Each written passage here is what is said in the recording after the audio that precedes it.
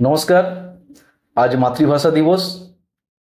এই আন্তর্জাতিক মাতৃভাষা দিবসে আমরা ভাষা সম্পর্কে কতগুলো বিষয় নিয়ে আলোচনা করব। আমাদের সঙ্গে আছেন তুষ্টেন্দু ভূঁইয়া মহাশয়। তো ওনার কাছে বেশ কতগুলো প্রশ্ন আমার আছে। সেই প্রশ্নে যাওয়ার আগে আমি জাস্ট দু একটা কথা বলে নিতে চাই যে আমাদের গোটা পৃথিবী জুড়েই যে ভাষাগুলো আছে, অসংখ্য ভাষাভাষী গোষ্ঠীর মানুষ আছেন। এখন আরো কত ছিলেন আমাদের জানা নেই, কেননা সত্যিকার তো কথ্য ভাষার কোনো ফসিল হয় না। যদিও লিখিত ভাষার কিছু ফসিল আছে। আবার যেমন ধরুন আমাদের যে কথ্য ভাষাগুলো আছে সেখানে যদি আমরা কিছু ক্রিয়াপদ পাই, নাউন পাই, কেমন ছিল, এখন কেমন হয়েছে, তার সঙ্গে হয়তো আমরা অনেক তুলনা করতে পারবো না, কেননা ফসিলের কোনো মানে ক্রিয়াপদ বা নাউনের কোনো ফসিল এখন নেই। সেটা অবশ্য বর্তমান যে লিখিত ভাষা তার হয়তো কিছু ফসিল থাকতেও পারে বা আছেও, আমরা বিভিন্নভাবে পাই। এখন প্রশ্ন হচ্ছে যে আমরা আমাদের যে মাতৃভাষা বাংলা বাংলা সেই বাংলা ভাষা যত আমাদের উন্নত হয়েছে, ততই আমাদের বাংলা সংস্কৃতি উন্নত হয়েছে। তো আমার অন্তত ব্যক্তিগতভাবে মনে হয় যে একটা সংস্কৃতি যত উন্নত হয় তত ভাষাও উন্নত হয়, আবার একটা ভাষা যত উন্নত হয় তার সংস্কৃতি তত উন্নত হয়। আবার কথ্য বা লিখিত যেই ভাষাই হোক না কেন, এই দুটো ভাষার মধ্যেই কিন্তু আমাদের সংস্কৃতিকে আমরা সংরক্ষণ করি। আবার সংস্কৃতির বিকাশ এবং চর্চাতে ভাষা কিন্তু একটা গুরুত্বপূর্ণ ভূমিকা পালন করে। এখন প্রশ্ন হচ্ছে যে ইউনেস্কো জানিয়েছে বিশ্বে প্রায় 6500 ভাষা আছে, তার মধ্যে 2500 ভাষা ক্রমশ ক্ষয়িষ্ণু। প্রায় 642টা আগামী 50 বছরের মধ্যেই অবলুপ্ত হওয়ার সম্ভাবনা রয়েছে। যেমন আমরা ইতিমধ্যেই দেখেছি যে 2010 সালে আন্দামান নিকোবর দ্বীপপুঞ্জে বোয়া সিনিয়রের মৃত্যুর সঙ্গে সঙ্গেই অবলুপ্ত হয়ে গেল, এবং তার সঙ্গে সঙ্গে তাদের একটা সংস্কৃতিও অবলুপ্ত হলো। এখন প্রশ্ন হলো যে একটা ভাষা কিভাবে পশ্চাৎপদ হয়ে পড়ে। হ্যাঁ, আচ্ছা, ভাষা এবং সংস্কৃতির যে কথাটা বললেন, তার সম্পর্কটা আমরা পরে আলোচনা করব। ব্যাপারটা অত ছোট নয় আর কি।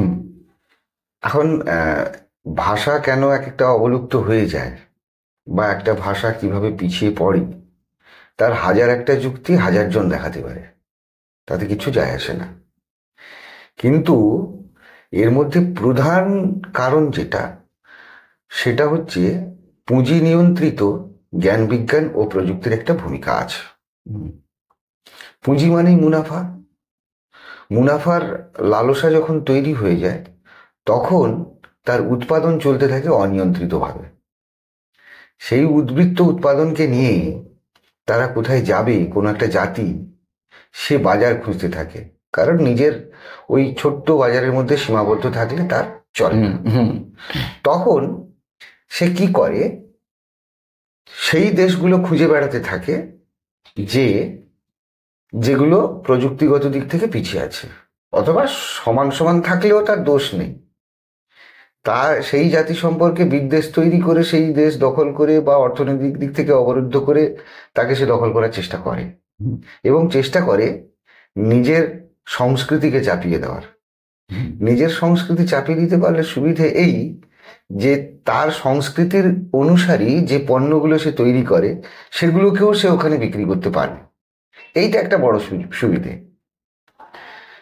তখন সে কি করে, তখন সে কয়েকটা কাজ করে। সেই দেশ দখল করার পরে বা সেই দেশের মানুষকে প্রভাবিত করার জন্য সে কয়েকটা প্রোপাগান্ডা বা প্রচার তৈরি করে। এক, সে বলে এরকম যে ধরে নিজেকে সে ক জাতি ধরে, আচ্ছা, আর যে বিজিত তাকে সে খ জাতি ধরে। আচ্ছা, এবং খ জাতি ধরে নিয়ে সে বলতে থাকে যে খ জাতির মানুষেরা অলস, নিষ্কর্মা, অনুদ্যোগী, তাই খ জাতির জীবনযাত্রার অত্যন্ত নিম্নমান। মানে খ জাতির যে সংস্কৃতি সেটা যে অত্যন্ত নিম্নমানের, সেইটা প্রমাণ করবার চেষ্টা সে করতে থাকে সবসময়। কারণ না হলে নিজের সংস্কৃতিটাকে উন্নততর বলে তার উপর চাপিয়ে দেওয়া যায় না। একটা মগজ ধোলাই যেহেতু নিজের হাতে প্রচার যন্ত্র থাকছে, সবকিছু থাকছে, সে সেই চেষ্টাটা চালিয়ে যায়। দ্বিতীয়ত যে কথাটা বলতে থাকে সেটা খুব ভয়ঙ্কর কথা। বলতে থাকে এরকম যে খ জাতির মানুষেরা বুদ্ধি এবং মেধায় খুব খাটু, তাই তাদের ভাষা ও সংস্কৃতি অবিকশিত এবং দিন নেই কিছু তার। হুম, তাকে উদ্ধার করবার জন্যে তারা যেন একেবারে অবতারের মতো অবতীর্ণ হয়েছে এরকম একটা ভাবখানা তৈরি করার চেষ্টা করে। খেয়াল করে দেখুন, ইংরেজরা যখন, ব্রিটিশরা যখন আমাদের দেশে এলো, হুম, তখন তারা কিন্তু এইরকমই একটা চিন্তা ভাবনা ছড়িয়ে দেওয়ার চেষ্টা করেছিল। হুম, বা যখন এদেশে বিদেশি আক্রমণগুলো হয়েছে, তারা এসে তাদের ভাষাকে রাজভাষা হিসেবে চাপিয়ে দেওয়ার চেষ্টা করেছে এবং প্রমাণ করার চেষ্টা করেছে যে এদেশের ভাষাগুলো ভাষা নেই। হুম, মোড় ফিরেছে পরে, সেটা অন্য কথা, হুম, কিন্তু প্রথম তো সে এটা চেষ্টা করেছে। 3 নম্বর যেটা করে, ক জাতি খ জাতির তার যে সামাজিক আভ্যন্তরীণ সংগঠন, হুম, সেটাকে ভেঙে ফেলতে থাকে। খেয়াল করে দেখুন, আমাদের যে সামাজিক যে সংগঠন, পারিবারিক যে সংগঠন, সেটা কিন্তু একটা পাশ্চাত্য সংস্কৃতির প্রভাব থাকুক বা ভোগবাদী একটা সংস্কৃতি ঢুকে গিয়ে হুম, আস্তে আস্তে কিন্তু ভেঙে যাচ্ছে। হুম। আমরা যে যৌথ পরিবারে বাস করতাম, হুম, এখন আমরা ব্যক্তি স্বাতন্ত্র্যের যে জোয়ার বইছি, হুম, তাতে কিন্তু আমাদের পারিবারিক সংগঠনগুলো ভেঙে যাচ্ছে। হুম, অর্থাৎ আমাদের নিজস্ব যে সংস্কৃতি, সেইটা কিন্তু আস্তে আস্তে ভেঙে যাচ্ছে। হুম, এই সংস্কৃতির সঙ্গে জড়িয়ে থাকে ভাষা, হুম, মানে সংস্কৃতির রূপ দেয় ভাষা। হুম, তা সেই সংস্কৃতি যখন চলে যায়, তখন কিন্তু তার মুখের ভাষাও আস্তে আস্তে করে বদলাতে বদলায়। শুরু করে। এইভাবে কিন্তু তৈরি হয়। হুম, ইতিহাস বিশ্লেষণ করলে দেখা যাবে, হুম, 17 শতক থেকে 400 বছরেরও বেশি সময় ধরে হুম, ইউরোপের কয়েকটা দেশ থেকে যে সাদা চামড়ার মানুষগুলো হুম, গোটা বিশ্বে উপনিবেশ বিস্তারের জন্য ছড়িয়ে পড়েছিল, হুম, তারা কিন্তু অন্যান্য জাতিকে এই খ জাতি রূপে দেখতে শুরু করে। হুম, এবং উপনিবেশ অবসানের পরও এই দেখার চোখ রয়ে গিয়েছে, মানে উত্তর ঔপনিবেশিক রাষ্ট্রগুলোর হুম, শাসন কাজের বরাত পাওয়া জাতিগুলোর দেখার ধরনের মধ্যে। আচ্ছা, তাদের মনে হয় হুম, অন্য ভাষাভাষী বা অন্য সংস্কৃতির লোকজনেরা হুম, আসলে দায়িত্বহীন, হুম, এবং দায়িত্বজ্ঞানহীন বলেই তারা নিজেদের পিছিয়ে নিচ্ছে, পিছিয়ে ফেলছে। হুম, মানে কোনো একটা এগিয়ে থাকা রাষ্ট্র হুম, অর্থনৈতিক দিক থেকে, প্রযুক্তিগত দিক থেকে, হুম, সে তার নিজের রাষ্ট্রীয় ব্যবস্থাকে বলবৎ করবার জন্য, নিজের স্বার্থকে পূরণের জন্য হুম, সে কিন্তু বলতে থাকে হুম, যে রাষ্ট্রটা একটু অর্থনৈতিক দিকে পিছিয়ে আছে, হুম, ওদের দেশের জনগণ দায়িত্বজ্ঞানহীন, নিজেরা ঠিক মতো শাসনতন্ত্র চালাতে পারে না, হুম, এরকম একটা প্রচার শুরু করে দেয়। হুম, হ্যাঁ, ফলে এবং চেষ্টা করে তার সংস্কৃতিটাকে দখল করে তার ভাষাটাকে এলোমেলো করে দিতে। আচ্ছা, এভাবেই ভাষাগুলো কিন্তু পশ্চাৎপদ হয়। হয়। হ্যাঁ, তো এই ধরুন, এই যে কনসেপ্ট গুলো আসছে, এই যে ধারণাগুলো আসছে আর কি, এই ধারণাগুলো আসছে ঠিক কোন জায়গা থেকে, কোন মানে কোন জায়গা সোর্স থেকে? থেকে? হ্যাঁ, কোন জায়গা থেকে বলতে, ব্যাপারটা এতদিন একটু লুকোচাপা ছিল, চক্ষু লজ্জার ব্যাপার ছিল। হুম, হ্যাঁ, যে আমি আসলে ওকে উন্নত করতে চাই, কিন্তু হুম, কখনো বলতো না যে আসলে আমি নিজেকে চাপিয়ে দিতে চাই। এটা এইটা খুললাম খুল্লা বলতো না। হুম, 1960 সালের দিকে একটা ঘটনা ঘটলো, সেটা হচ্ছে হেনরি কিসিঞ্জার, কিসিং, তিনি আমেরিকার তখন একদম দণ্ডমুণ্ডের কর্তা। হুম, চিলিতে তখন নতুন একটা সমাজতন্ত্রী সরকার গঠিত হয়েছে। হুম, সালভাদর আলেন্দে তিনি নির্বাচিত হয়েছেন, সমাজতান্ত্রিক সরকার চালাচ্ছেন। হুম, এটা আমেরিকা যুক্তরাষ্ট্রের সহ্য হলো না। হুম, তখন সেখানে নৃশংস একটা সামরিক অভিযান চালাতে হবে। আচ্ছা, তাদের দেশের মানুষ তাদের সরকার গঠন করেছে, কিভাবে চলবে তারা বুঝে নেবে, কিন্তু আমেরিকার মনে হলো, যুক্তরাষ্ট্রের মনে হলো হুম, যে এটা ঠিক সভ্য বা অর্থনৈতিক দিক থেকে খুব গতিশীল কোনো ব্যবস্থা ওরা নিয়ে আসেনি। হুম, তখন তা এরকম একটা কথা বলছেন যে আমি বুঝতে পারি না হুম, কেন আমাদের দাঁড়িয়ে দাঁড়িয়ে দেখতে হবে হুম, যখন কোনো জাতি তার নিজের লোকজনের দায়িত্বজ্ঞানহীনতার কারণে হুম, কমিউনিস্ট হতে থাকে। হুম, এ তো ভয়ঙ্কর কথা। সে কমিউনিস্ট হবে হুম, কি ক্যাপিটালিস্ট হবে, হুম, তাকে ঠিক করতে দেওয়া হোক, হুম, বা তারা সবাই মিলে ঠিক করবে যে হ্যাঁ, কিভাবে চলবে। কিন্তু তার মনে হচ্ছে এই লোকগুলো অবোধ নির্বোধ, তাই এরা নিজেরাই নিজেদেরকে অধঃপতনের দিকে ঠেলে নিয়ে যাচ্ছে। অতএব আমাদের দায়িত্ব হুম, তাদেরকে ঠিক পথে ফেরানো। আর সেই দায়িত্বজ্ঞানহীনতা সংশোধন করার জন্য তারা একদম সাঁজোয়া বাহিনী পাঠিয়ে সালভাদর আলেন্দেকে হত্যা করে এবং একটা স্বৈর শাসন চলতে থাকে। হুম, এই কাজটা শুরু করেছিল। এরপরে তারা কি করলো? হুম, আসল উদ্দেশ্য তো এইবারে পূরণ হচ্ছে। হুম, এবার ঝুলি থেকে বেড়াল বেরোচ্ছে। হুম, কি করেছি ফার্স্ট, প্রথম যে তারা বলতে শুরু করে, মানে যেটা বোঝাতে চাইলো যে খ ভাষায় কাজ চলে না, আচ্ছা, ক জাতির উন্নত ভাষা শিখতে হয়। হুম, ক খ জাতির জীবনযাপন সেকেলে বলে তারা বহু সুযোগ সুবিধা থেকে বঞ্চিত। আচ্ছা। মানে যেমন আমাদের দেশে এরকম কিছু কিছু রাজনৈতিক দল এই ইংরেজি শেখেনি বলেই ও ঠিক সুবিধা করতে পারছে না, এরকম সেরকম প্রচারটা আর কি। আবার এটাও বলতে থাকে যে তাদের সমাজ গঠন ও পরিচালনার যে বারোয়ারি রীতিনীতি সেগুলো অচল। এখনকার সময় ওই রকম সমাজ ব্যবস্থা চলে না, ওই রকম ধ্যান ধারণা গুলো চলে না। অতএব আমরা যেভাবে সমাজ শাসন করতে চাই তার দোসর হয়ে উঠতে হবে। সেটাই একটা তার একটা মান আছে, এটাই যথেষ্ট উন্নত মান, এটা আপনাদের মেনে নিতে হবে। পুঁজি চালিত প্রযুক্তির বলে বলিয়ান হয়ে ইউরোপীয়রা যেখানে যেখানে উপনিবেশ স্থাপন করেছে, কিংবা আমেরিকা যেখানে করেছে, তারা নিজেদের ক জাতি হিসেবে ধরে নিয়ে অন্য মানুষদের খ জাতির মানুষ হিসেবে দেখাশোনা করতে চেয়েছে, যে এভাবেই এগোতে হবে। তো তাহলে আমাদের বাংলায় তাহলে বাংলা ভাষার ক্ষেত্রে কি তেমনটা হয়েছে? নিশ্চয়ই চেষ্টা করা হয়েছে তো একটা সময়। ইতিহাস কি বলছে যে একটা সময় যখন পাল রাজা, সেন রাজা এরা যখন বাংলাকে শাসন করছে, তখন কি বাংলাদেশের মানুষের মানে বাংলার বা উত্তর পূর্ব ভারতের যে মানুষজন তাদের মুখের ভাষাকে শাসন কাজে ব্যবহার করা হয়েছে নাকি? হয়নি তো। সংস্কৃতকে গুরুত্ব দেওয়া হচ্ছে। গুপ্ত যুগেও দেখা গেছে সংস্কৃত, পরপর দেখা যায়। এরপরে যখন সুলতানি আমল চলে এলো তখন তো পার্সিকে গুরুত্ব দেওয়া হচ্ছে। আবার ইংরেজরা যখন এলো তখন কিন্তু ইংরেজি গুরুত্ব পাচ্ছে। বাংলা ভাষার ক্ষেত্রে হতে পারতো,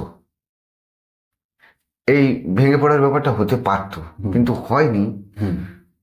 পরে এটা আমি আলোচনা করব। বাংলা ভাষার মধ্যেই বোধহয় কোথাও একটা বিদ্রোহী সত্তা আছে। আচ্ছা, সে নিজেকে টিকিয়ে রাখতে চায়। কিছুদিন আগে আমি একটা নাটক দেখছিলাম, চর্যাপদের কবি। সেখানেও কিন্তু নাট্যকার প্রমাণ করার চেষ্টা করছেন যে ওই কবিরা বাংলা ভাষাতেই নিজেদের দর্শন, নিজেদের ভাবনার কথা বলতে চেয়েছে সংস্কৃতকে অগ্রাহ্য করে। তাই এটাও তো একটা বিদ্রোহ, নিজেকে দাঁড় করিয়ে রাখার চেষ্টা, অস্বীকার তো করার উপায় নেই।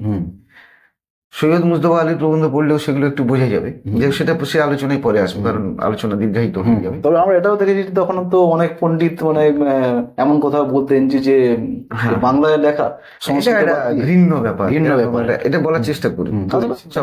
সব ধারাই ছিল, সব রকম ছিল। এবারে বিষয়টা হচ্ছে যে ইংরেজরা যখন এলো তখন কিন্তু দুটো ভাগ হয়ে গেল।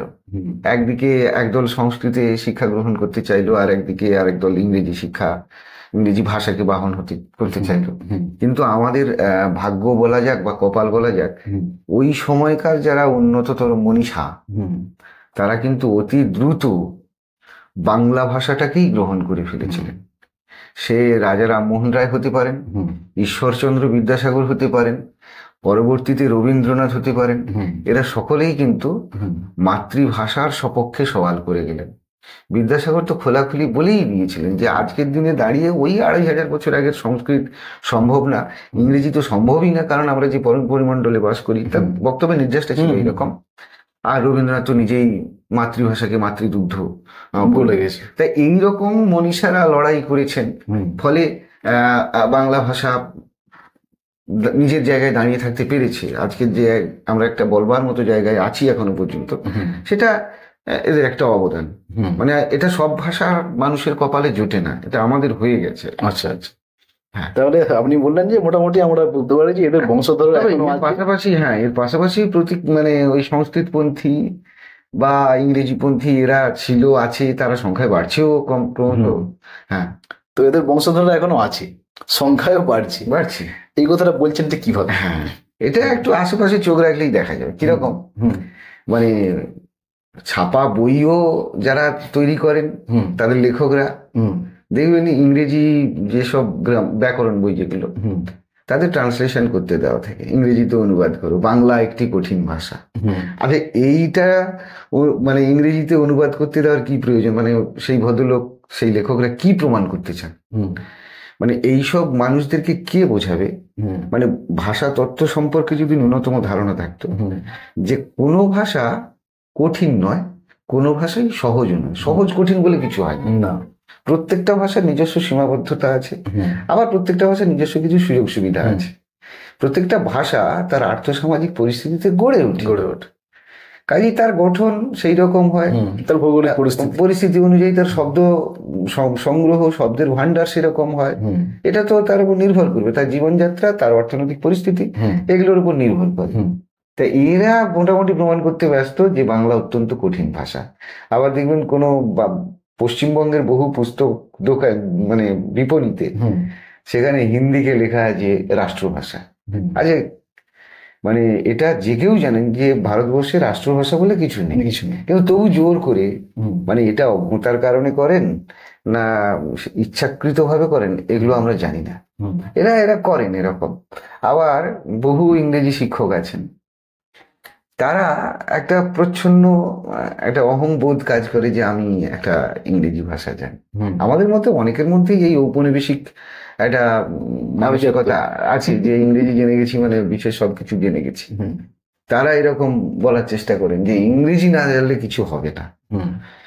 আসলে সে তার নিজের দায়িত্বটাকে ভুলে যায়।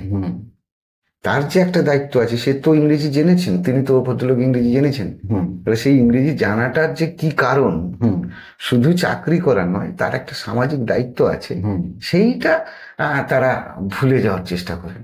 সে বিজ্ঞানের যারা শিক্ষক, তারা মানে এসব শুনলে আবার বিজ্ঞানের শিক্ষকরা ক্ষিপ্ত হয়ে যাবে। তারা এরকম একটা বলেন যে ছাত্রদের বলেন যে ভালো করে ইংরেজিটা শিখতে হবে, না হলে তুমি উচ্চশিক্ষায় তুমি কিছুই অর্জন করতে পারবে না।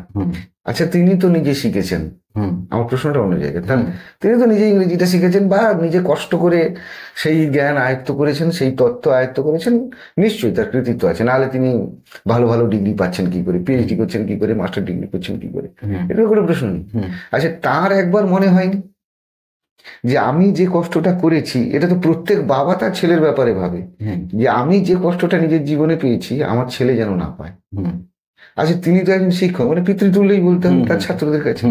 তার একবার মনে হয়নি যে আচ্ছা, আমি যে কষ্টটা পেয়ে এই বিদ্যেকে আয়ত্ত করেছি, আমার পরবর্তী প্রজন্মকে যেন এত কষ্ট করতে না হয়, অতি সহজে যাতে তারা জ্ঞানটাকে বা তত্ত্বকে আয়ত্ত করতে পারে, তার কি মনে হয়নি?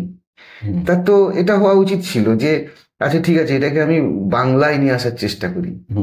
এবার বলবে যে বাংলায় পরিভাষা নেই, এই নেই, সেই নেই, অনেক কিছু বাহানা আসবে, তাহলে সেই চেষ্টাটাই তো তাকে করতে হবে। এই দায়িত্ব কি তারা পালন করেন না। এই নিজের দায়িত্ব এড়িয়ে যাওয়া, আর তার সঙ্গে নিজের সন্তান বা নিজের আশেপাশে থাকা দু চারজন মানুষ যাতে ওই সুবিধাটা পেতে পারে তার চেষ্টা করে স্বার্থপরতার পরিচয় দেন, এবং একই সঙ্গে নিজের মাতৃভাষাকে পিছু হটতে সাহায্য করেন। এটাই হচ্ছে কথা। সেটা ঠিক। তো এখানে আমি আরেকটা কথা বলিনি, যেটা যদি মানে বিজ্ঞানের কথাই বললেন আর কি, আমার মনে হয় যে ধরুন আমাদের তো সত্যি কথা বলতে আমাদের মতো যারা ছাত্র, তো তারা বিজ্ঞানটা পড়েছে, বিজ্ঞানটা ইংরেজিতেই পড়েছে, এবারে তাদের না হয়েছে ভালো বাংলার উপরে ভিত্তি, আর না হয়েছে ভালো ইংরেজির উপরে ভিত্তি। তো ফলে আমি যখন ওই ইংরেজি টার্মগুলোকে বাংলায় অনুবাদ করব, তখন সেটা যেন একটা খেলো টাইপের হয়ে যাবে। তবে এটা ঠিক যে যারা অবশ্যই বিদগ্ধ মানুষ, অনেক বিদগ্ধ মানুষ যেখানে আছেন, যারা আমেরিকায় আছেন, জার্মানে আছেন, জাপানে আছেন, তেনারা অনেকভাবেই নিজেদেরকে প্রচার এবং প্রসারের চেষ্টা করেন, কিন্তু আমি দেখি না, যেটা বাংলাদেশে কিন্তু হয়, যে একদম আপডেটেড যে সমস্ত বইগুলো সায়েন্সের, বিভিন্ন গবেষণার বইগুলো যেগুলো পপুলার সায়েন্সের বই, সেই বইগুলো অন্তত যে বাংলা ভাষায় অনুবাদ করে দেওয়া, সেটা কিন্তু আমাদের পশ্চিমবঙ্গে সেই উদ্যোগ খুব কম, মানে নিশ্চয়ই খুব কম। মানে যারা এই সমস্ত ভদ্রলোক আছেন তাদের মনে হয় একটা উদ্যোগ নেওয়া উচিত আর কি। এবারে আমরা তো সেই পর্যায়ে এখন যেতে পারিনি, ফলে আমরা তো তাদের থেকেই শিখবো। অবশ্য আমাদের দায়িত্ব একদম এড়িয়ে যাওয়া যায় না, তবু আমরা চেষ্টা করি যতটা পারি, আমাদের জগৎ থেকে আমরা চেষ্টা করি। তো যাই হোক, তো আমি পরের প্রশ্ন যেটা আছে, যে ধরুন আপনি যেটা বলছেন যে ক জাতি সে নিজেকে উন্নত ভাবে, এবং খ জাতি কে সে ভাবে যে সে একটা অনগ্রসর জাতি বা অনগ্রসর ভাষা, অতএব আমার কাজ হচ্ছে যে অনগ্রসর ভাষাকে জাগিয়ে, মানে একটু উপরের দিকে আনতে হবে, বা অনগ্রসর ভাষাকে চলবে না, আমার ভাষাকেই ইউজ করতে হবে। এই ক জাতির চোখে ক জাতির মানুষজন কেন অলস, নিষ্কর্মা, অনুদ্যোগী বলে মনে হয়? আচ্ছা, এটা আমি উত্তর দেবো তার আগে একটা কথা বলিনি। এই যে আহ, বিজ্ঞানের অনেক শিক্ষক, শুধু আপনি নয়, হুম অনেকেই বলেন আমরা ঠিক বাংলাটা ভালো জানি না। হুম এটা বলেন কিন্তু। হুম এখন বিষয়টা হচ্ছে, লক্ষ্য করলে দেখবেন, আপনাদের কথা আমি বলতে পারবো না। হুম আমি এখনকার যেসব বিজ্ঞান শিক্ষক যারা তাদের সন্তান সন্ততিদের বিজ্ঞান নিয়ে পড়াতে চান, হুম তাদের আমি অন্তত 95% ক্ষেত্রে লক্ষ্য করেছি, তারা জীবনের একটা লক্ষ্য ঠিক করে নেয় যে আমি বিজ্ঞান নিয়ে পড়বো, হুম হ্যালো, হুম তখন সে কি করে, ইংরেজি অথবা বাংলা, এই যে ভাষা বিভাগ, হুম এইটাকে অনেক কম গুরুত্ব দেয়। আচ্ছা মানে ভাষা শিক্ষার যে দরকার, হুম সেইটা তারা ভুলে যান। হুম কারণ সুদূর প্রসারী যে দৃষ্টিভঙ্গি, আমার সন্তানকে আমি বিজ্ঞান পড়াবো, আচ্ছা কে বলতে পারে আমার সন্তান একজন ভালো বিজ্ঞানী হবে না? হুম তো সে যদি বিজ্ঞানী হয়, তার যে তত্ত্ব, তাকে তো সেটা বাংলাতে বা ইংরেজিতে যেখানেও একটা প্রকাশ করতে হবে। হুম তাহলে সেইটা সে কিভাবে প্রকাশ করবে? হুম সেটা সামান্য ওই ভাষা যে কোনো ভাষা জ্ঞান দিয়ে হবে না। হবে, হ্যাঁ, এটা ঠিক। একটা গভীর শিখতে হবে। হুম সেই যত্নটা থাকে না। না। এক। দুই, এটা খুব বিস্ফোরক কথা হয়ে যাবে হুম যে আমরা সাধারণত, মানে শিক্ষকরাও, এই যে ভাষা শিক্ষার যে বিভিন্ন অলিগলিগুলো আছে, হুম সেগুলো ছাত্রছাত্রীদের ধরিয়ে দিই না। হুম পড়ার অভ্যেসই তো কমে যাচ্ছে। হুম পড়তে হবে তো তাকে। হুম এখন সে যদি দুটো বাইরের বই পড়ে, অভিভাবক সঙ্গে সঙ্গে বলবে এখন ওগুলো পড়ে কি হবে। হুম কাজেই ঘাটতি আমার অভিভাবকদের তরফ থেকে আছে, শিক্ষকদের তরফ থেকে আছে, সব মিলিয়ে এই ব্যাপারটা তৈরি হচ্ছে। হুম এবার আপনার উত্তরটা দিই, হুম যে অলস নিষ্কর্মা অনুদ্যোগী অনুদ্যোগী বলে মনে হয়। কেন, ক জাতির লোকেরা কেন মনে করে? হুম এখন খতিয়ে দেখলে দেখা যাবে এই মনে হওয়াটা ক জাতির স্বার্থ পূরণের জন্যই মনে হওয়া। আচ্ছা, আমি যে খ জাতিকে অলস নিষ্কর্মা বলছি, আলোচনা বলছি। সেটা আমার দৃষ্টিতে হুম একজন সাঁওতাল, কিংবা আমি সেই জাতির মানুষকে ছোট করতে চাইছি না, যারা বনচরে, এটা বললে বোধহয় ভালো হয়, হুম যারা খাদ্য সংগ্রাহক হুম মূলত, হুম শিকারী সংগ্রহ। শিকারী সংগ্রাহক, হুম তার কাছে তো ওই সারাদিন খাদ্য সংগ্রহ করা এবং দিন কাটানো, এটাই তার কাছে যথেষ্ট বলে মনে হুম, হচ্ছে, এবং হুম। সে মনে করছে সে প্রকৃতির বুকে যথেষ্ট মুক্ত, হুম এটাই তার কাছে স্বাধীনতা, তার ভাবনা এটা। হুম হুম কাজেই তার ভাবনা আমার চোখে খারাপ মনে হচ্ছে, কারণ আমি ওই মানুষটাকে কাজে লাগিয়ে হুম আমার যে মুনাফার পাহাড়, সেটা গড়তে পারছি না। হুম পুঁজিচালিত প্রযুক্তি, হুম সেখান থেকে আরো বেশি অর্থ অর্জন মানুষের কাছে কিন্তু খুব জরুরি হয়ে পড়ে। হুম তার উল্টো দিকে খ জাতির মানুষ যদি তাদের কৃষিকাজ বা খাদ্য সংগ্রহ ও পশুপালনের মধ্যে দিয়ে হুম বস্তুগত প্রয়োজন মেটানোর পরিতৃপ্তি বোধ করে, আমার তো কিছু বলার নেই, না। কিন্তু না, আমাকে ওটা বলতে হবে। হুম সে তো ওই ওই জনজাতি, তারা মনে করে যে পাহাড় জঙ্গল এগুলো সব তাদের পূর্বপুরুষদের স্মৃতি, এগুলোকে সংরক্ষণ করা দরকার। হুম কিন্তু আমি মনে করছি না, ওই জঙ্গলের তলায় খনি রয়েছে, হুম লোহার খনি, কয়লার খনি আছে, পেট্রোলিয়াম পেতে পারি, হুম ওইটা দখল করতে হবে কিভাবে? হুম তখনই বলবো যে ওরা অলস নিষ্কর্মা, না হলে দেখো মাটির তলায় কত সম্পদ রয়েছে, এরা তুলছে না। হুম এই অলস নিষ্কর্মা বলে তাদের সম্পর্কে একটা ঘৃণ্য মনোভাব তৈরি করে তাদেরকে গ্রাস করবার চেষ্টা চলে। হুম এই ব্যাপারটাই আসলে তার নিজস্ব ভাবনা, হুম এর সঙ্গে সেই জনজাতির কোনো সম্পর্ক না। না। তাহলে কোনো ভাষার সংস্কৃতিকে দিন হ্যাঁ হ্যাঁ হ্যাঁ। অবিকশিত বলে চিহ্নিত করা, যে হয় আমরা কিভাবে? যে করছি আমরা হ্যাঁ। অবিকশিত বলে, এটা ঠিক কিভাবে করছি? এই যে আমরা বলি না দুর্বল ভাষা, হুম। শক্তিহীন ভাষা, হ্যাঁ, এইরকম আমরা চিহ্নিত করি। চিহ্নিত করে দিই। এর জন্য কয়েকটা মানদণ্ড বেছে নেওয়া হয়েছে, যদিও আবারও বলছি সেই মানদণ্ডের কিন্তু কোনো মূল্যই নেই। হুম মূল্য নেই, এরকম ভাবনার কোনো সত্যিই যুক্তি নেই। হুম যারা বলে তারা কি দেখে বলে? এক, হুম সেটা হচ্ছে যে সেই ভাষার লিখিত রূপ আছে কি নেই। আচ্ছা যদি না থাকে, আমরা ধরে নিই যে সেগুলো অত্যন্ত দুর্বল ভাষা। আচ্ছা। তাদেরকে কেউ ঘুরে প্রশ্ন করে না, যখন প্রথম বেদ লেখা হয়েছিল হুম। বা বেদ বা কোরআন তৈরি লেখা হয়েছিল, যে যখন হ্যাঁ, কোরআন হয়েছিল, হ্যাঁ, সে তো তখন শুনে ওল্ড টেস্টামেন্ট। শুনে তো, হুম। তার তো ছিল না, তাহলে তাকে আমি এত পবিত্র ভাষা ভাবতে যাচ্ছি কেন? হুম এই প্রশ্ন করা যাবে না। হুম কিন্তু ঘটনা হচ্ছে তারা এরা মনে করে যে যেসব ভাষার লিখন রূপ নেই, সে পিছিয়ে পড়া ভাষা। আচ্ছা যদি দেখে যে কোনো ভাষায় সাহিত্য সৃষ্টি হয়েছে কম, তাহলে এই পিছিয়ে পড়া ভাষা, দুর্বল ভাষা। যদি দেখে যে যোগাযোগের ক্ষেত্রে ব্যবহারের ক্ষেত্রে এই ভাষা খুব কম ব্যবহার করা হয়, তাহলে এই দুর্বল ভাষা।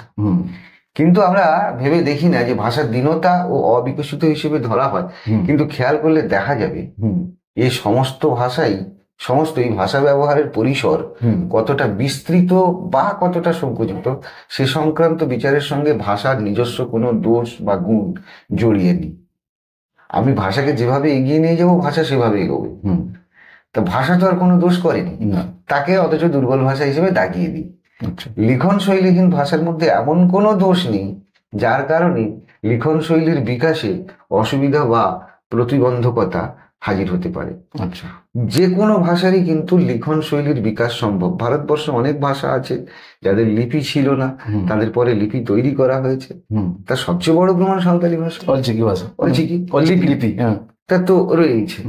হ্যাঁ, এখন সেই ভাষাবাচকদের ভাষা ব্যবহার করবার ক্ষেত্রটাকে উন্মুক্ত করতে হবে, ছড়িয়ে দিতে হবে।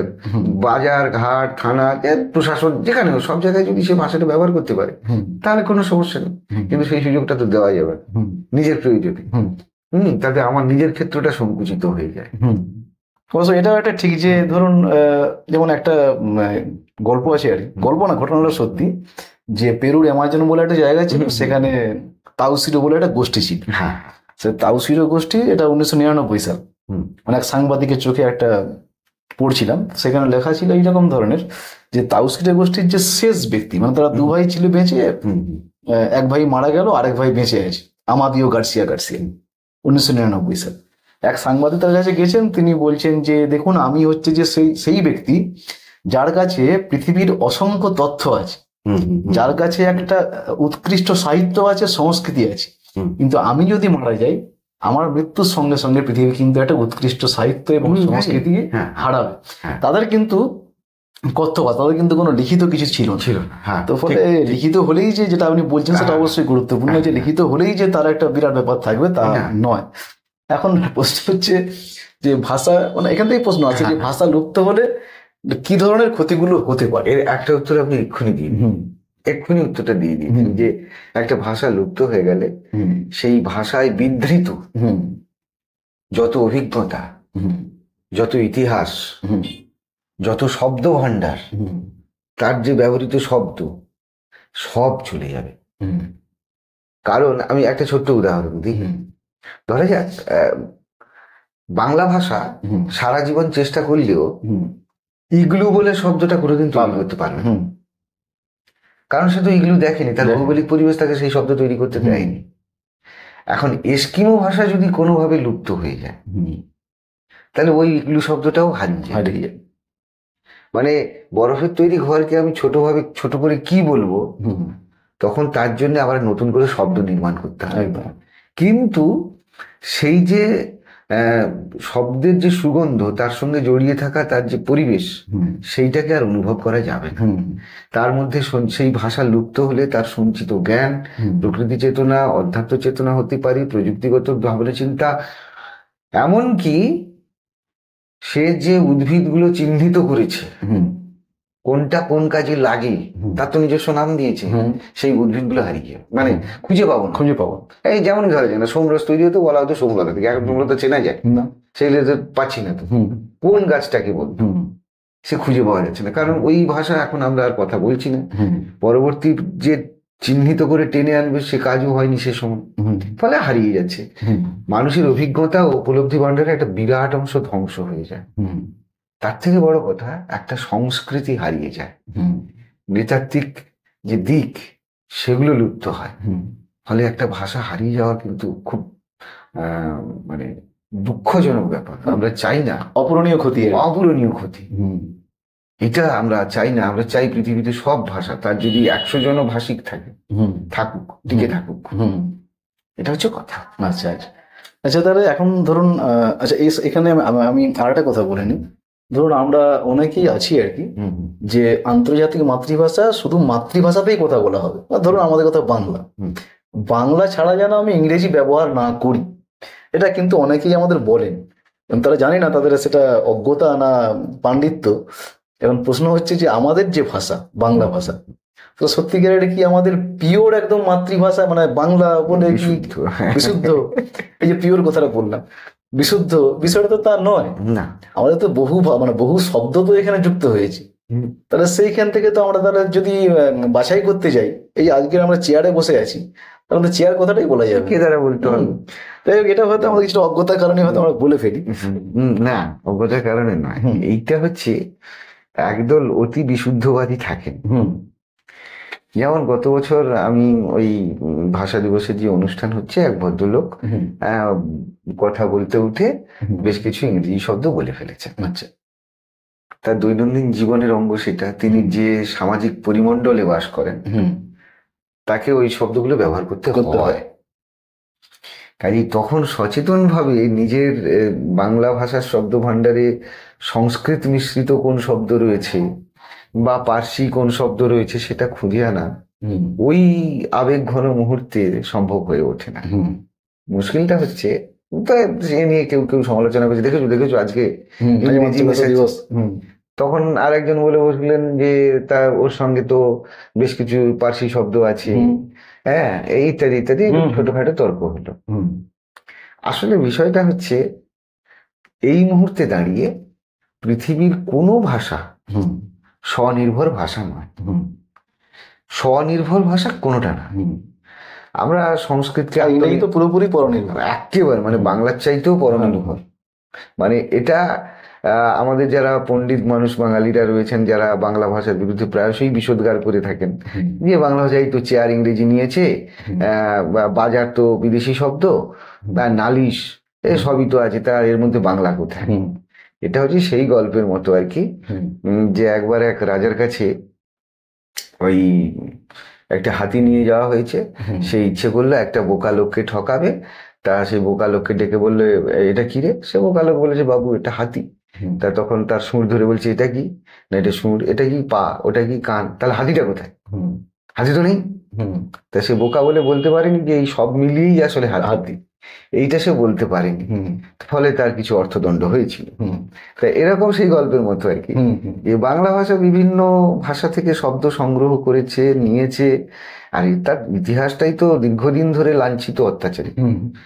বহু মানে ভাষিক গোষ্ঠীর দ্বারা সে শাসিত হয়ে বহু ভাষার শব্দ তাকে বহন করতে হচ্ছে।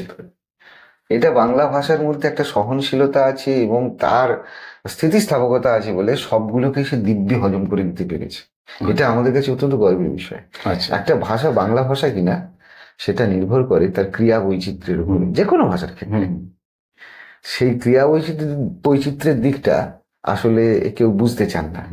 হ্যাঁ, এই যে আপনিও যে এতক্ষণ কথা বলেন, অনেকগুলো তো ইংরেজি শব্দ, কারণ আপনাকে ছাত্রদের যেভাবে চালনা করতে হয় তাতে এই শব্দগুলো প্রায়শই ব্যবহৃত। এটাই আপনার সামাজিক ভাষা, কাজে আপনার যে সমাজ।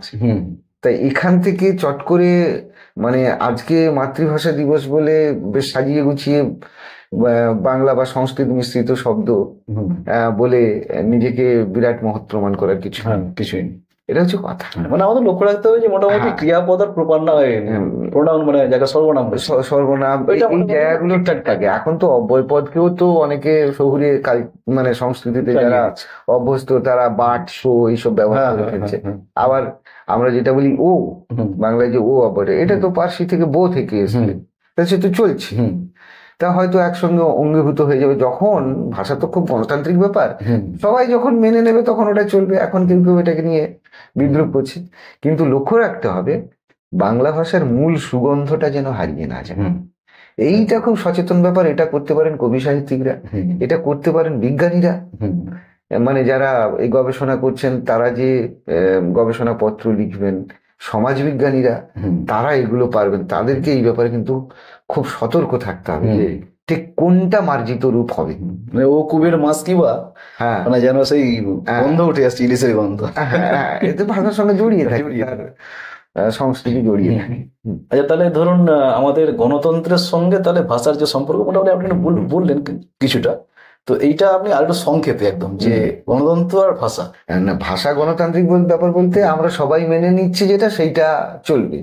এটা হচ্ছে ভাষার মধ্যে একটা গণতন্ত্র, হুম, কিন্তু প্রশাসনিক গণতন্ত্রের সঙ্গে ভাষার একটা খুব গুরুত্বপূর্ণ সম্পর্ক আছে। হুম, তার কারণ হচ্ছে, আমি যে প্রশাসনিক ব্যবস্থায় থাকি, হুম, সেই প্রশাসনিক ব্যবস্থায় আমার যা যা প্রয়োজন, হুম, যদি কোনো বিচার পেতে হয় বা কোনো প্রশাসনে জড়িত হতে হয়, সামাজিক সমস্যার সমাধান করতে হয়, হুম, সেটা যদি হুম, আমি আমার মাতৃভাষায় বলতে পারি, তাহলে সেটা কিন্তু স্পষ্টভাবে বলতে পারবো। হুম, কিন্তু আমাকে যদি কোনো চাপিয়ে দেওয়া ভাষায় কথা বলতে হয়, হুম, তাহলে মূল সমস্যাটাই তো আমি বলতে পারবো না। হুম, সেটা সামাজিক সমস্যা হতে পারে, ব্যক্তিগত সমস্যা হতে পারে। হুম, গণতন্ত্রের কাজ কি? যে সামাজিক সমস্যা, ব্যক্তিগত সমস্যা, এগুলোর একটা সুরাহা ঘটানো। হুম, তা সেটা যদি না হয়, হুম, মাতৃভাষার কথা বলতে না পারার কারণে, তাহলে গণতন্ত্র আর রইল কোথায়? হুম, তাই নিজের মাতৃভাষাকে টিকিয়ে রাখুন নিজের গণতন্ত্রকে। আচ্ছা। তো ভাষার সঙ্গে সংস্কৃতি, যেটা আমি একটু আগেও বললাম যে ওই তাউসিলের কথা বললাম, হুম, তো ভাষার সঙ্গে সংস্কৃতির সম্পর্ক কি? এর সঙ্গে সঙ্গে যে আরেকটা কথা আসবে, যদি আজকের আমার বাংলা ভাষাটা হারিয়ে যায়, হুম, ধরলাম যে বাংলা ভাষার হুম, বলার লোক হুম, একমাত্র একজন আছে পৃথিবীতে, হুম, সেও হয়তো কয়েকদিন পরে নিশ্চিহ্ন হবে, হুম, মারা যাবে। হুম, এই পরিস্থিতিটা হুম। আমরা ঠিক কিভাবে ফেস করবো, বা আদৌ ফেস করবো কিনা, বা বা কি ঘটনাগুলো ঘটতে পারে, যদি আমরা একটা একটা কাল্পনিক চিত্র আঁকতে পারি। এখন ভাষার সঙ্গে একটা সংস্কৃতির সম্পর্ক আছে। হুম, ছোট ছোট উদাহরণ দিই। হুম, আচ্ছা, ধরা যাক আমরা ছোটবেলায় মানে বাবার ভাইকে কাকু হুম, বা কাকা বলে ডাকতাম। হুম, খেয়াল করলে দেখুন, সেই ডাকের মধ্যে কিন্তু একটা আন্তরিকতা, স্নেহ, শ্রদ্ধা সবকিছু হুম, সম্পর্ক জড়িয়ে হুম, আছে। এবার আঙ্কেল ডাকলাম, হুম, ব্যাপারটার মধ্যে কিন্তু সেই প্রাণ থাকছে না। না, আমাদের পারিবারিক যে সংগঠন, হুম, সেটা অন্য সংস্কৃতিতে নেই। হুম, আমরা বলি বড়, মানে জেঠিমাকে বলি বড় মা, মেজো জেঠিমাকে বলি মেজো মা, হুম, ছোট মা, রাঙা কাকিমা, এই যে এতগুলো সম্পর্ক, হুম, এটা প্রমাণ করে যে আমাদের যৌথ পরিবার রয়েছে হুম, এবং তার সংগঠন সম্পূর্ণ আলাদা। হুম, কিন্তু ইংরেজি ভাষায় আঙ্কেল বললে কাকাকেও বোঝাতে পারি, মামাকেও বোঝাতে পারি, যা খুশি তা হতে পারে। এখন সে বড় আঙ্কেল না ছোট আঙ্কেল, কিছুই বোঝা যাবে না। হুম, তাহলে সেই যে সম্পর্কের গভীরতাকে চিহ্নিত করা, হুম, সেই ব্যাপারটাই তো হারিয়ে যাচ্ছে। হুম, তাহলে বাঙালি সংস্কৃতির সঙ্গে হুম, আঙ্কেল শব্দটা ঢুকে পড়া, ওই যে বললাম না, আমাদের বুঝতে হবে যে লেখক সাহিত্যিকদের এ ব্যাপারে খুব সচেতন থাকতে হবে, যে ঠিক কোন কোন জায়গাগুলো হুম, আমার সংস্কৃতিকে বিঘ্নিত করছে না। হুম, এটা হচ্ছে বড় কথা। হুম, সবচেয়ে বড় কথা হচ্ছে ভাষার সঙ্গে সংস্কৃতি জড়িয়ে থাকে। হুম, ভাষাভঙ্গি বদলে যাওয়ার সঙ্গে সঙ্গে মানুষের চরিত্রেরও কিন্তু বদল ঘটে। হুম, ভাষাভঙ্গিটা যদি বদলে যায়, আমরা খুব মানে এই যে ধরা যাক অনেকে এরকম কিছু একটা পাওয়ার পর হুম, থ্যাংক ইউ বলে দিল, হুম, সে নিষ্প্রাণ থ্যাংক হুম, ব্যাপারটা। হুম, কিন্তু আমরা ছোটবেলায় কখনো থ্যাংক ইউ এসব বলিনি। হুম, একটু মুচকি যে সরল একটা হাসি, হ্যাঁ, ধন্যবাদও বলতাম না। কিছুই বলিনি। হ্যাঁ, তাতে কি আমরা দুর্বিনীত প্রমাণিত হয়েছি? না, হয়নি তো। না, কিন্তু তার মধ্যে দিয়ে নিজের যে একটা সরলতা, নিজের যে কৃতজ্ঞতা, সেটা প্রকাশিত হুম, হয়েছে শুধু শরীরী ভাষায়। শরীরী ভাষা। সেইটা একটা নিষ্প্রাণ জায়গায় চলে গেল। হুম, কিছু একটা হয়ে গেল, থ্যাংক ইউ, হুম, তুমি আচ্ছা এবার তুমি বসো, থ্যাংক ইউ স্যার। এই বসতে বলার জন্য যে থ্যাংক ইউ পেতে হয়, হুম, এটা আমি জীবনে কখনো ভাবিনি। হুম, তার ফলে একটা সাংস্কৃতিক এই যে শব্দের সঙ্গে সঙ্গে তার চরিত্রও কিন্তু বদলে যাচ্ছে। চরিত্র বদলাচ্ছে মানে একটা জনজাতির পুরো সংস্কৃতিও হুম, বদলে যাওয়ার একটা পরিস্থিতি তৈরি হয়। হুম, তার নিজস্ব যে লোকগান, লোকসাহিত্য বা আরো যা যা কিছু আছে, হুম, সব আস্তে আস্তে করে হারিয়ে যেতে থাকে। আচ্ছা, এবার প্রশ্নটা হচ্ছে, বাংলা ভাষা যদি হারিয়ে যায়, হুম, বাংলা ভাষা যদি হারিয়ে যায়, হুম, যদি কেউ না থাকে, হুম, বাঙালি জাতিটাই থাকবে না। হুম, বাঙালি জাতি না থাকা মানে বাঙালির মধ্যে যে নিজস্ব বিদ্রোহী সত্তাটা আছে, হুম, সেই সত্তাটাও আর থাকবে না। হুম, মানে ভারতবর্ষের ক্ষেত্রে যেটা ঘটবে, ওই যে এক মহাপুরুষ বলেছিলেন, আর কেউ বাংলা যা ভাবে হুম, কাল সারা ভারতবর্ষ তাই ভাবে, হুম, সেটা থাকবে না। হুম, বাঙালি চেতনার মধ্যে, যেটা ভারতবর্ষের মধ্যে সবচেয়ে ব্যতিক্রমী বাঙালিরা এই দিক থেকে, হুম, যে তারা যে কোনো ব্যবস্থার বিরুদ্ধে বিদ্রোহ করে। হুম, বিদ্রোহ করার পরে যদি দেখে যে তার এই বিদ্রোহ করাটা ভুল হয়েছে, তাহলে আবার তার মধ্যেও তার বিরুদ্ধেও আবার বিদ্রোহ করে। এই যে বৈচিত্র্য, এই যে এগিয়ে চলা, প্রতি 10-15 বছর অন্তর অন্তর নিজেকে ভেঙে আবার নতুন করে নিজেকে গড়া, এই প্রক্রিয়াটা আর থাকবে না। ভারতবর্ষ অন্তত দেখবে না যে কোনো একটা জনজাতি সবসময় নিজেকে ভাঙচি করছে। এবং গোটা ভারতবর্ষের মানুষ যে যাই বলুক, এখনো পর্যন্ত বাংলা ভাষার সমতুল্য হতে গেলে ভারতবর্ষের সব ভাষাকেই অনেকটা পথ হাঁটতে হবে। কারণ এই ভাষাতে সবচেয়ে বেশি বিজ্ঞান চর্চিত হয়েছে, এই ভাষাতে সবচেয়ে বেশি দর্শন তত্ত্ব চর্চিত হয়েছে, এই ভাষাতে সবচেয়ে বেশি সমাজ সংস্কারের জন্য, লড়াই করার জন্য মানুষকে চিন্তা ভাবনার প্রকাশ ঘটাতে হয়েছে, যেটা পরবর্তী সময় হিন্দি সাহিত্যের সাহিত্যিকরা প্রভাবিত হয়েছেন, অসমিয়ারা হয়েছেন, ওড়িয়ারা হয়েছেন, এমনকি দক্ষিণ ভারতেরও হয়েছে। কাজেই সেই জায়গায় তো একটা বিরাট শূন্যতা আসবে। গোটা বিশ্বের ভাষা কেন্দ্রিক যে ভারসাম্য, সেটাও তো বিঘ্নিত হবে। কাজেই সেদিন আসবে না, আমরা আশাবাদী। হলে এটা ঘটবে, হলে এগুলো ঘটতে পারে। আচ্ছা, তো আমাদের যে আঞ্চলিক ভাষাগুলো আছে, যদি আমরা একটা ভাষা বাস্তুতন্ত্র করি, বাস্তুতন্ত্র জেনারেলি আমরা দেখেছি উৎপাদক থেকে আস্তে আস্তে করে খাদক, সেখান থেকে প্রগৌণ খাদক, বিয়োজক, মানে একটা কিন্তু সহযোগিতার সম্পর্ক থাকে, প্লাস একটা একে অপরের প্রতি নির্ভরশীলতাও থাকে। কিন্তু আমাদের যে ভাষা বাস্তুতন্ত্র, সেখানে আমরা দেখছি যে একটা ভাষা আর একটা ভাষার উপরে ডমিনেট করছে, যেটা আপনি বললেন, মানে আস্তে আস্তে করে তাদের যে প্রভাবটাকে চাপিয়ে দিচ্ছে। তাহলে যদি এভাবে চাপিয়ে দিতে চাই, এবং যদি আমরা মেনেও নিই, এবং যদি আমরা মেনে নিয়ে খুব উৎফুল্ল থাকি যে আমার ছেলেকে আমার প্রথম ভাষা হিসেবে ইংরেজি শিক্ষা দিতে হবে, না হলে সে মানুষ হবে না, তাহলে এই যদি চলতে থাকে, তাহলে এটা প্রথমত কেন এলো স্যার আপনি মোটামুটি বললেন যে এই কারণে এলো। এবং তাহলে আঞ্চলিক ভাষার উপরে এই যে আঘাতগুলো আসছে, এই আঘাতগুলো ঠিক কোন কোন দিক থেকে আসছে? আঘাতগুলো প্রথম যেটা 2005-এ নলেজ কমিশন তৈরি, সেই সময় বলা হলো কি যে তার যে সুপারিশগুলো, যা তার যে আমাদের ব্যবস্থাপত্র, তাতেই মোটামুটি ভারতবর্ষের যে আঞ্চলিক ভাষাগুলো, এমনকি হিন্দি বলছে বলে হিন্দি নিজেও হুমকির সামনে পড়ে গেছে। সেটা কি, যে ইংরেজি ভাষাকেই শিক্ষার মাধ্যম করতে হবে, আচ্ছা, অন্য কোনো ভাষা নেই। 2, ইংরেজিকে সংযোগের অবলম্বন করে তুলতে হবে। আচ্ছা। 3, ইংরেজির সাহায্যে উৎকৃষ্ট জীবনের সান্নিধ্য লাভ করতে হবে। এই কথাটা কিরকম হলো? ইংরেজি জানলেই আমি উৎকৃষ্ট জীবন পাবো না, এটা মানে হাস্যকর কথা। ইংরেজি হলো উচ্চশিক্ষার চিচিং ফাঁক, মানে ইংরেজি না জানলে তুমি জানতে পারবে। চাকুরির দক্ষিণ দুয়ার খুলে যাবে ইংরেজির হাওয়ায়। ইংরেজি রচনা করবে সামাজিক সুখের বাতাবরণ। 7, সবার সমাজ গড়ে তুলতে হবে ইংরেজির, এটাই অনিবার্যতা, যে সেই সবাইকে এক জায়গায় নিয়ে চলে আসবে। আচ্ছা, এই যে কথাগুলো ওরা বললেন যে ইংরেজি হলো উচ্চশিক্ষার চিচিং ফাঁক, কে করছে? কেন্দ্রীয় সরকারের নলেজ কমিশন। হ্যাঁ, শ্যামপিত্রদা। ভারতবর্ষ স্বাধীন হয়ে গেছে তখন কত, 55 বছর। 55 বছর ধরে তারা নিজেদের কিন্তু দায়িত্ব পালন করেনি, যে প্রত্যেকটা আঞ্চলিক ভাষাকে শক্তিশালী করতে হবে। এই দায় কেন্দ্রীয় সরকারের তো বটেই, সেই সঙ্গে রাজ্য সরকার। নিজের ভাষাকে শক্তিশালী করো। হিন্দি ভাষার জন্য প্রচুর টাকা প্রতি বছর দেওয়া হয়, হিন্দি পক্ষ পালন করা হয়। তামিল ভাষার জন্য দেওয়া হয়, বাংলা ভাষার জন্য তো দেওয়া হয় না, সাঁওতালি ভাষার জন্য তো দেওয়া হয় না সেভাবে। তাহলে এই দায়িত্ব 55 বছর ধরে পালন করেননি। সেই দায় ঝেড়ে ফেলার জন্য জনমানসে কিরকম প্রোপাগান্ডা, একটা প্রচার তৈরি করা হলো যে ইংরেজি জানো না বলেই তোমরা পিছিয়ে পড়ছো।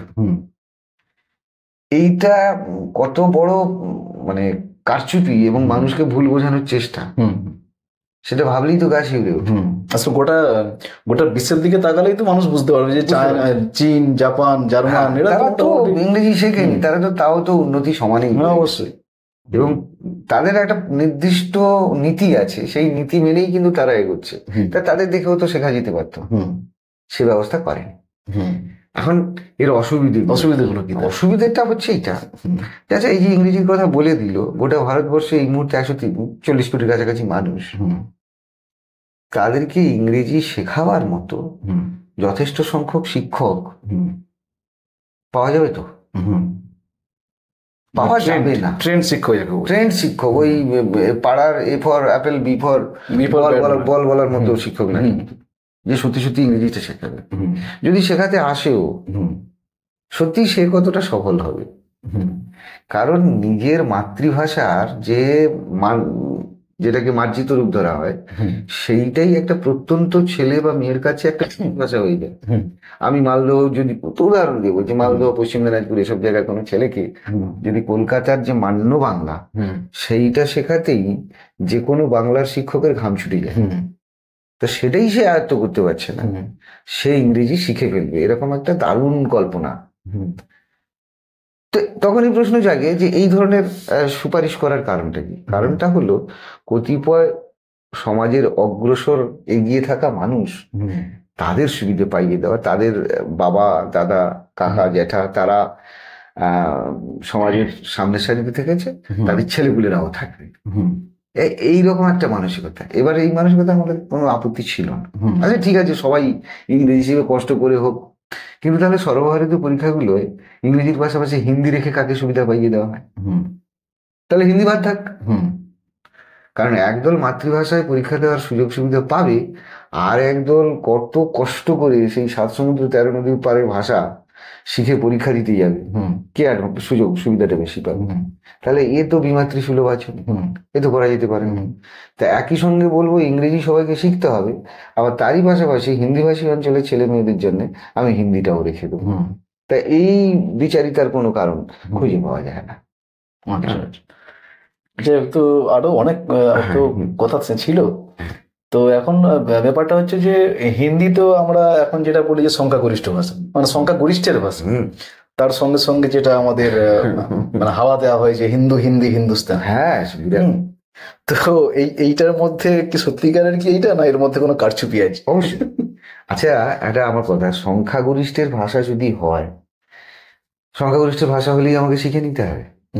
তাহলে বেশ, গোটা বিশ্বে 140 কোটি মানুষ মান্দারিন ভাষা মানে চীনা ভাষা চল, তাহলে চীনা ভাষা শিখি। তারা তো এখন প্রযুক্তিতে অনেক বেশি এগিয়ে আছে, তাদের শিখলেই তো হয়। 2 নম্বর কথা হচ্ছে, এই যে গোটা ভারতবর্ষে তারা নিঃসন্দেহে সংখ্যাগরিষ্ঠ, এটাতে কোনো প্রশ্ন নেই। কিন্তু 1970 সালের পর প্রতি 10 বছর অন্তর অন্তর যে ভাষিক চিত্রটা তারা প্রকাশ করেছেন, তার মধ্যে গ্যালন গ্যালন জল মেশানো আছে। দেখা গেছে জনসংখ্যা যা বেড়েছে, অন্যান্য ভাষাভাষী মানুষের সংখ্যা বাড়েনি, খালি হিন্দি ভাষী মানুষের সংখ্যা বেড়ে গেছে। আচ্ছা, এটা 1 নম্বর কথা, পরিসংখ্যান দেখলেই বোঝা যাবে। অন্য ভাষাভাষী, এই যে পশ্চিমবঙ্গে যে এত অনুপ্রবেশ ঘটেছে, এত বাংলাভাষী মানুষ ওপার বাংলা থেকে পশ্চিমবঙ্গের কিন্তু জনসংখ্যা বাড়ছে না, খালি বেড়ে যাচ্ছে হিন্দিভাষী মানুষের সংখ্যা। অসমের বাংলাভাষী মুসলিমদের হিন্দি ধরে নেওয়া হচ্ছে, বিহারে বাংলাভাষীদের হিন্দি ধরে নেওয়া, হিন্দিভাষী ধরে নেওয়া হচ্ছে, ঝাড়খণ্ডের বাংলাভাষীদের হিন্দি ধরে নেওয়া হচ্ছে। এই তো গেল কারচুপির একটা দিক। 2 নম্বর কথা হচ্ছে, আচ্ছা আমরা যারা মোটামুটি যারা কলেজ বিশ্ববিদ্যালয় দেখেছি, তারা আমরা এরকম পড়েছি যে উত্তর ভারতে ইন্দো ইউরোপীয় ভাষা বংশের যতগুলো ভাষা বিবর্তিত রূপ, তার মধ্যে রয়েছে গাড়োয়ানি, কুমায়ুনি, ছত্তিশগড়ি, এরকম অসংখ্য ভাষা রয়েছে। আচ্ছা, অত জটিলে যাচ্ছি না, পাঞ্জাবের ভাষা তো পাঞ্জাবি ভাষা, সেটাকেও ভাষিক মানচিত্রে হিন্দি অঞ্চল বলে দেখানো হয়েছে। গুজরাটের ভাষা কি, গুজরাটি ভাষা কি, সেটাকেও ভাষিক মানচিত্রে হিন্দি বলে দেখানো হচ্ছে। রাজস্থানকেও তাই করা হচ্ছে। এই কাজেই এই যে কারচুপি, এবং তারা নিজেরা বেশ সুন্দর করে বলেছে ওটা হচ্ছে পশ্চিমা হিন্দি, এটা হচ্ছে পূর্বী হিন্দি। একটা ভাষার যে আবার পশ্চিমা পূর্বী থাকতে পারে, তার আবার 12টা উপভাষা ভাগ করেছে, করতেই পারে, কিন্তু 12টা উপভাষা ভাগ করা এক জিনিস, পশ্চিমা হিন্দি পূর্বী হিন্দি ভাগ করা আরেক জিনিস। এগুলো হচ্ছে পুরো বিষয়টাকে গুলিয়ে দেওয়ার চেষ্টা। অর্থাৎ তো যে কোনো সংখ্যাগরিষ্ঠতা আমাকে দেখাতে হবে, এ হচ্ছে ব্যাপার। ধরুন যে প্রশ্নটা আসছে আর কি, যেটা আমাদের মানে কেন্দ্রীয় সরকার, সেটা আমাদের ভারতবর্ষ স্বাধীনতার সময় থেকে ওদের একটা স্কিম ছিল যে মোটামুটি গোটা ভারতবর্ষে হিন্দিকেই মোটামুটি একটা প্রাধান্য দাও। তো সবাই যদি ভারতবর্ষে হিন্দি ভাষা বলে, মানে এক ভাষাতেই মাকে ডাকে, এক ভাষাতেই গান, তো যদি হয় তো সমস্যাটা কোথায়? সমস্যা তো একটাই, সমস্যা একটা নয়, অনেকগুলো। মানে আমরা আলোচনা করলাম অনেকগুলো। যাদের আমি সবাই এক ভাষা শিখলাম। আচ্ছা, আমি এই দক্ষিণ 24 পরগনায় থাকি, মান্য বাংলাটা খুব ভালোভাবে বুঝতে পারি। পশ্চিম মেদিনীপুরের কোনো ছেলে তাকে এই মান্য বাংলাটা শিখতে, তার ভাষা কিন্তু বাংলা, তাকে কিন্তু একটু ঘাম ঝরাতে হয়। আমি এই ভাষিক পরিমণ্ডলে থেকে যে সুবিধাটা পাই, সে কিন্তু সেটা পাবে না। কাজে তাকে এমনিতেই একটু অসুবিধে নিয়ে আসতে হয়। এবার গোটা ভারতবর্ষ জুড়ে হিন্দি চালু হয়ে গেল, সবাই ছেলেপুলেরা খুব হিন্দি বলছে, কিন্তু সত্যি কি আমার পক্ষে সেই হিন্দিটা বলা সম্ভব যেটা একটা দিল্লি বা হরিয়ানার ছেলে বলবে? সেই দক্ষতা কি আমার পক্ষে অর্জন করা সম্ভব? আমি আমাদের এরকম অনেক মানে অভিনেতা অভিনেত্রীদের জীবনী পড়েছি যারা জীবনে অসাধারণ সফল, কিন্তু হিন্দি বলিউডে গিয়ে তারা ওই ভাষাটাকে সেভাবে উচ্চারণ করতে পারেনি বলে সুযোগ পায়নি। হয়েছে তো, অথচ ভীষণ দক্ষ অভিনেতা, এরকম যে। তাহলে ওখানে যদি এইটা ঘটতে পারে, আর এ তো জ্ঞানের জগৎ, যেখানে প্রতিনিয়ত মগজ আমাকে কাজে লাগাতে হবে, সেখানে আমি সত্যি সুযোগ সুবিধা মানে এঁটে উঠতে পারবো তো? এটা তো একটা বড় কথা। ভারতবর্ষের সংবিধান কি বলেছিল? যে সমস্ত বৈচিত্র্যকে আমি রক্ষা করতে হবে। এটাই তো যুক্তরাষ্ট্রের প্রথম মানে সূচি। মুখে অনেক কিছু বলা গেছে, বছর 2 কোটি চাকরি দিতে পারে, তাতে মুখে যেমন অনেক কিছু বলছে, তেমনি আমরা সাধারণ মানুষ করেও অনেক কিছু দেখাবো। এটা নিয়ে তো কোনো প্রশ্ন নেই। রুশ ভাষা, এই উদাহরণ দিয়ে বলি, আমরা 1917 রুশ বিপ্লবের কথা বলি, যে শ্রমজীবী মানুষ আন্দোলন করেছিল। এর পেছনে আরো একটা বিষয় ছিল, সেটা সাধারণ ইতিহাস চট করে আনে না। সেটা হচ্ছে, যার চেষ্টা করেছিল তার যে অঙ্গরাজ্য, সেগুলোতে রুশ ভাষা চাপিয়ে দেওয়ার চেষ্টা করেছিল। আচ্ছা, তার সঙ্গে কিন্তু এই যে সাধারণ মানুষের আন্দোলন, তার সঙ্গে এই ক্ষোভটাও জড়িয়ে গেছিল। ফলে জারতন্ত্রের উচ্ছেদ হয়েছে। লেনিন সেটা জানতেন, তাই পুস্তক প্রকাশন আর সব ভাষাতে সব বই লেখো, ট্রান্সলেট করছে। ওরা এই কারণে উদ্যোগটা নিয়েছিল যে এই ভাষিক একটা আবেগ আছে। জওয়াহরলাল নেহরু সেটা জানতেন, তাই ভাষাভিত্তিক রাষ্ট্র করবার, যদিও অনেক ভুলভাল থেকে গেছে, চেষ্টা কিন্তু করেছে। কাজেই সবকে এক জায়গায় এনে ফেলতে চাইলে অশান্তি তৈরি হবে। অবশ্যই এটাকে এখন কোনো প্রয়োজনও নেই, কেননা এটা তো ঠিক, যা প্রযুক্তির যে ডেভেলপমেন্ট হচ্ছে, ধরুন এই চ্যাট জিপিটি বলুন, ডিপসিক বলুন, এখন আমরা যে কোনো ভাষা দিলেই সে তার নিজের ভাষা ট্রান্সলেট করে দিচ্ছে। এটা তো গেল, তারপর 2 দিন পরে এমন একটা জিনিস আসছে যে ব্রেন টু ব্রেন কমিউনিকেশন, মানে আপনাকে ভাষা করতে হবে, চিন্তার মাধ্যমেই চলে। তো যাই হোক, এবারে একটা অন্য প্রসঙ্গে আসি, যে বাংলা ভাষার প্রতি উত্তর পশ্চিম ভারত, মূলত হিন্দিভাষীরা একটু অসুয়াপরায়ণ। কেউ কেউ আবার অবজ্ঞা করেন যে এই ভাষাকে হিন্দির উপভাষা বলতে চান, এবং তারা বলবেন যেটা আমরা এটা বলে যে এটা মিঠি। পাকিস্তান চেয়েছিল, এবং বাংলাদেশের কিছু কিছু মৌলবাদী চান যে উর্দু ভাষা প্রতিষ্ঠিত হোক। ঠিক, এটা কি কারণে চেয়েছিল? মানে বিভিন্ন কারণে যে আছে, সামাজিক। কেন সব ভাষার ক্ষেত্রে সবাই চায় নিজের ভাষা, মানে পুঁজি চালিত হলে বা শাসকের স্বার্থে জড়িত থাকলে সে চায় যে একটা ভাষাতে তার নিজের ভাষা তার চলুক। অর্থনৈতিক দিকটা হচ্ছে এই, যেমন কোনো একটা ব্রিটিশ কোম্পানি, সে একটা প্রোডাক্ট তৈরি করেছে, একটা দ্রব্য, সে চাইবে কি তার ভাষাতেই সব বিজ্ঞাপনটা দিতে হবে। তাকে যদি সব ভাষার জন্য আলাদা আলাদা করে বিজ্ঞাপন করতে হয়, তাহলে খরচ বাড়ে কোথায়, আর মুনাফা কোথায় থাকে? এটা তো একটা বিষয়। এবারে সংস্কৃতি দখল করা যায়। সংস্কৃতি দখল করা মানে নিজের সংস্কৃতির সঙ্গে জড়িয়ে থাকা পণ্যকে দিব্যি বাজারে নিয়ে যাওয়া যায়, ভালো বিক্রি বাটা হবে, কর্মসংস্থানের একটা বাজার তৈরি হয়ে যায়। মানে আমার ভাষায় তো আমার এলাকার ছেলেপুলেরা যথেষ্ট দক্ষ হবে, তাহলে ওই ভাষা যদি সর্বত্র চালু করে দিই, তাহলে এরা দিব্যি গিয়ে চাকরি বাকরি পেয়ে যাবে, আমার জায়গায় কুর্সিটা ঠিক থাকবে। উর্দুভাষীরা এটা তো বাংলাদেশে চেয়েছিল যে যাতে তাদের ছেলেপুলেরা একটু ভালো সুযোগ সুবিধা পায়, আর বাংলাদেশে যারা আলিম ফাজিল 2-4 জন তারা উর্দু টুর্দু জানতো, তারা ভেবে নিয়েছিল এতে তো আমাদের ছেলেপুলেরা এই সুযোগ পাবে, বাদ বাকি চাষাভুষো ওরা মরে যাক, তাদের কি যায় আছে। ফলে তাদের একটা সমর্থন ছিল। আমাদের দেশে এটাও দেখবো যে বাবুরা তারা ইংরেজি ভাষাকে সমর্থন করতে শুরু করেছিল, কারণ সে সেই পরিস্থিতি তৈরি করে নিয়েছিল যে তার ছেলেমেয়েরা ভালো ইংরেজি শিখবে এবং চাকরি বাকরি পাবে। হুম, এই ব্যাপারটা হয় যখন সমাজের অগ্রসর শ্রেণী হুম, তারা এই সুবিধাগুলো পেয়ে থাকে, হুম, গুপ্ত যুগে হোক বা পরবর্তী যে সময়ে হোক। হুম, এই অগ্রসর শ্রেণী তারাই সংস্কৃত ভাষার হয়ে সওয়াল করেছে, সংস্কৃত ভাষার হয়ে বক্তব্য রেখেছে। তারাই পরে পার্সি ভাষা পার্সি। থেকে পার্সি ভাষার হয়ে বক্তব্য রেখেছে। তারাই আবার ইংরেজি। তারাই আবার ইংরেজির পক্ষে বলছে। এই অগ্রসর শ্রেণী, এদের কোনো অবস্থার পরিবর্তন হচ্ছে না, সাধারণ মানুষের কথা তো কেউ ভাবছে না। হুম, তা উত্তর পশ্চিমা, মানে উত্তর পশ্চিম ভারত হুম, সেই মানসিকতা থেকে আলাদা নয় তো।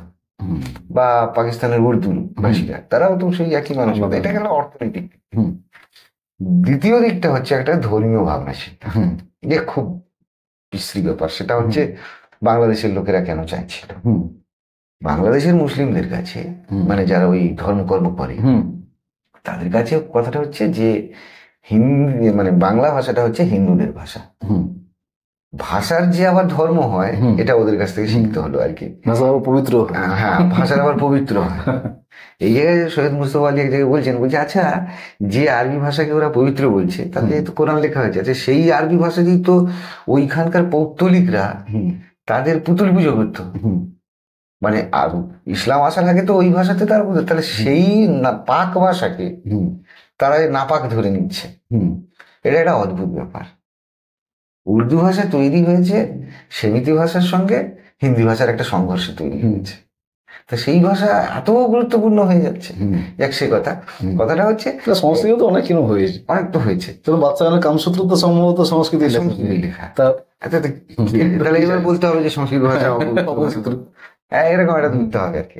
আচ্ছা, যাই হোক, কথাটা উনি যেটা বলছেন যে এটা হিন্দুদের ভাষা, কিন্তু শহীদ মুস্তফা বললে একটা অদ্ভুত জিনিস বলছেন যে বাংলা ভাষাটা তৈরি হয়েছে, হুম, বাংলা ভাষাটা তৈরি হয়েছে হুম, যেন বিদ্রোহ করবার জন্য। আচ্ছা। একটু আগে আমি বলছিলাম হুম, যে হুম, হুম। চর্যাপদের প্রথম কবি যিনি, হুম, হ্যাঁ, চর্যাপদের কবি যিনি কিনা নিজের ভাষাতেই লিখবার জন্য হুম, নিজেকে উৎসর্গ করছেন। হুম, আসলে চর্যাপদটা কার জন্য তৈরি, মানে কি কারণে লেখা হচ্ছিল? হুম, ব্রাহ্মণ্যতন্ত্রের বিরুদ্ধে বিদ্রোহ করার জন্য তো। হুম, তার মানে শুধু হিন্দুত্বকেই অস্বীকার করতে, মানে হিন্দু ধ্বজাধারী যারা তাদেরকে অস্বীকার করার জন্য। হুম, আচ্ছা, বৈষ্ণব সাহিত্য কি জন্য রচিত হয়েছিল? হুম, সেও তো ব্রাহ্মণ্যতন্ত্রকে অস্বীকার করার জন্য। হুম, আবার বাংলায় যে গদ্য তৈরি হচ্ছে, সেও তো মানে ব্রিটিশরা আসার পর তাদের দ্বারা প্রভাবিত হয়ে তাদের নাট্যশৈলী, তাদের কাছ থেকে আমরা নাট্যশৈলী বিষয়ে একটু আধুনিক ধারণা পাচ্ছি, হুম, গদ্য সাহিত্য তৈরি হচ্ছে। হুম, এর মধ্যে হিন্দুত্বটা কোথায়? হুম, কিন্তু এটা তাদের বোঝানো যাবে না। হুম, সবচেয়ে বড় কথা হচ্ছে বাংলা ভাষার মধ্যে হুম। একটা বিদ্রোহী সত্তা রয়েছে, কাজ করছে। কারণ বাঙালি সংস্কৃতিতেই বিদ্রোহটা রয়েছে। হুম, সেই সত্তার প্রকাশ হচ্ছে তার ভাষা, হুম, যেটা শাসক কখনো চায় না। হুম, উত্তর পশ্চিম ভারতের যে ব্রাহ্মণ্যতন্ত্রের যে আধিপত্য, হুম, তারাও এই বিদ্রোহকে পছন্দ করে না। হুম, যে করেই হোক ওই অঞ্চলের ভাষাকে হুম। দাবিয়ে রাখতে হবে, হুম, কারণ ওই ধরনের ভাষা সবসময় শুধু বিদ্রোহের কথা বলে। হুম, অতি প্রাচীনকাল থেকে হুম, এই পূর্ব ভারতের লোকেরা কাকের মতো কথা বলে, এদের ভাষা এভাবে একটা ঘৃণা প্রকাশ করার চেষ্টা রয়েছে। হুম, এদের মধ্যে ওই ধর্মীয় বাঁধন খুব বেশি নেই, হুম। সংস্কার খুব কম। হুম, ফলে এ কারণেও কিন্তু একটা অসুয়া থাকে, আছে। এবং ভারতবর্ষের ইতিহাস মানে যদি অবলোকন করি, বা বাংলাদেশের স্বাধীনতার ইতিহাস, হুম, দেখা যাবে হুম, সংস্কৃত পড়া কোনো ব্রাহ্মণ, মানে সংস্কৃত ধর্মের ব্যাখ্যাকারী কোনো ধর্মের ধ্বজাধারী কোনো ব্রাহ্মণ, হুম, আর উর্দু পড়া কোনো আলিম ফাজিল হুম, উলেমা, এরা স্বাধীনতা সংগ্রামে প্রাণ দেয়নি। হুম, প্রাণ দিয়েছে বাংলাদেশের বাংলা ভাষায় কথা বলা মানুষগুলো। হুম। এই বিদ্রোহী সত্তা কার কাছে ভালো লাগে? তাই বাংলা ভাষা স্বাভাবিক কারণেই আক্রান্ত হবে। আমাদের দায়িত্ব সেই বিদ্রোহী সত্তাকে টিকিয়ে রাখা। হুম, তার জন্য আরো বেশি বেশি করে বাংলা ভাষায় চর্চা করা হুম, করতেই হবে। হুম, দায়িত্ব লেখক শিল্পী সাহিত্যিকদের যেমন রয়েছে, তেমনি পাশাপাশি যারা গবেষক, চিকিৎসক, তাদেরও দায়িত্ব রয়েছে। হুম, যারা আইন সংক্রান্ত কাজ করেন, চেষ্টা করুন না, হুম। এটা আমাদের আবেদন, বিচারালয়ের ভাষা ইংরেজি না রেখে বাংলায় হলে একজন সাধারণ মানুষ তার নিজের সমস্যার কথা সেখানে সরাসরি বলতে পারে। হুম। গণতন্ত্র তবেই সার্থক হবে, হুম। একটা সমাজ ঠিকঠাক ভাবে